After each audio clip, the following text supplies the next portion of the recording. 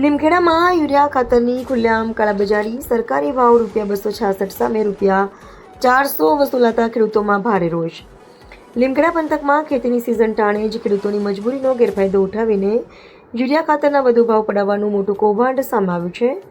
સરકાર દ્વારા 45 કિલોની યુરિયા ખાતરની થેલીનો ભાવ ₹266.50 નિયત કરવામાં આવ્યો છે. છતાં લીમખેડામાં કેટલાક વેપારીઓ દ્વારા ખેડૂતો પાસેથી બેરોકટોક 400 જેટલી ઊંચી રકમ વસૂલવામાં આવી રહી છે.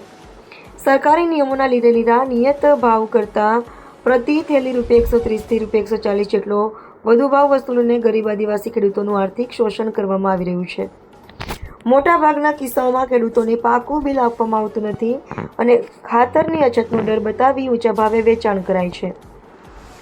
ખેતીવાડી વિભાગ અને સ્થાનિક વહીવટીતંત્રના નિષ્ક્રિય વલણને કારણે વેપારીઓ ખુલ્લેઆમ કાળાબજારી કરી રહ્યાના આક્ષેપો ઉઠ્યા છે. મોંઘા ભાવનું બિયારણ અને ડીઝલના ખર્ચ વચ્ચે ખાતરના કાળાબજારથી જગતનો તાત દેવામાં ડૂબી રહ્યો છે. ખેતીવાડી અધિકારીઓ તાત્કાલિક લીમખેડાના ખાતર વિક્રેતાઓની દુકાનો અને ડેપો પર ઓચિંતી તપાસ હાથ ધરે, કાળાબજારી કરતા વેપારીઓના લાયસન્સ રદ કરે અને કડક કાયદેસરની કાર્યવાહી કરે તેવી પંથકના ખેડૂતોમાં પ્રબળ માંગ ઉઠી છે. બે આલે 1000 કેટલા લીધા? 400 બોલો. 400 રૂપિયા લીધા. કેટલા લીધા બેન ખાતરના? કઈ આગળ? લીમખેડા.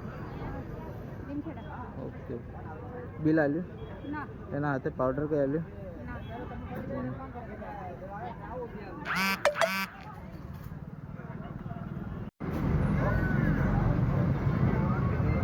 ભાઈ હમણાં કેટલા વિતરણ કરવાના છો?